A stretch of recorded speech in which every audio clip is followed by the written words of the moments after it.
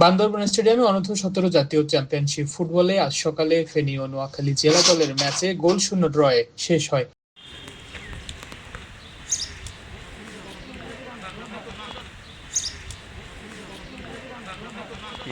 ম্যাচে ফেনী জেলার ৩ নম্বর জার্সিধারী খেলোয়াড় Yasin Arafat man of the match নির্বাচিত হন।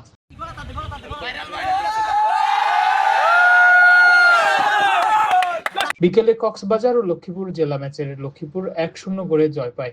দলের পক্ষে একমাত্র গোল করেন ১৩ নম্বর জার্সিধারী রিফাত, তিনি হন ম্যান অব দ্য ম্যাচ।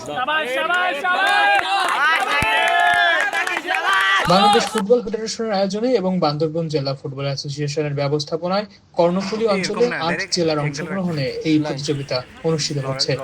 পুরো আয়োজনে মিডিয়া পার্টনার হিসেবে রয়েছে স্যাটেলাইট টেলিভিশন চ্যানেল এস।